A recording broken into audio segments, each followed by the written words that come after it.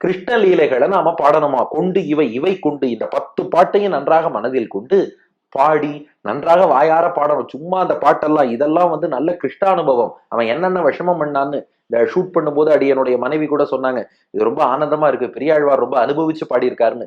அந்த அனுபவத்தை நாம் உணர்ந்து கொண்டு பாடி ஆனந்தமாக இந்த பாசுரங்களை இசையோடு பாடணுமா. பாடினா மட்டும் போடாது, குனிக்க வல்லார். பெரியாழ்வார் பாருங்களேன், ஒன்னொன்னுக்கும் ஸ்பெசிபிகேஷனோட பலன் சொல்றார்.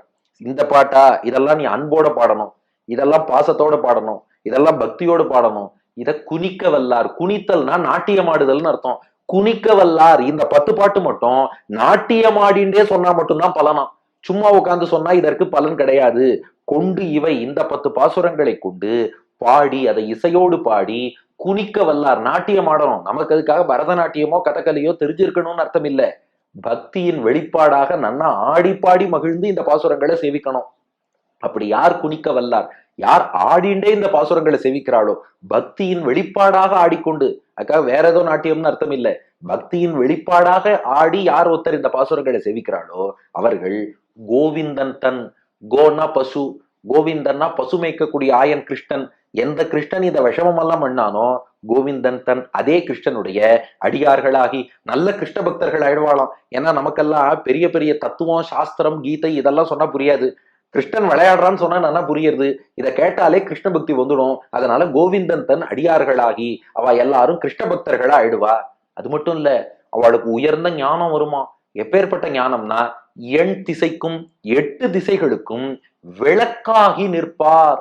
8 திசைகளுக்கும் அவர்கள் ஒரு விளக்காக தீபமாக இருந்து நிற்பார். நிலைத்து நின்று ஒளி தருவாராம். என்ன ஒளினா வெளி ஒளின்னு அர்த்தம் இல்ல. எல்லாருக்கும் அறியாமைங்கிற இருட்டு உள்ளுக்குள்ள இருக்கும் இல்லையோ, அந்த உள்ளிருட்டாகிய அறியாமையை 8 திசைகளிலும் போக்கி எல்லார் மனசுலையும் ஞான ஒளியை ஏற்றி வைப்பாளாம். இந்த 10 பாட்டையும் ஆடிப்பாடி யார் சேவிக்கிறாளோ அவர்கள் ஒரு பக்கம் கிருஷ்ண பக்தர்களாவா. அதற்கும் மேல எண் திசைக்கும் விளக்காகி நிற்பார்.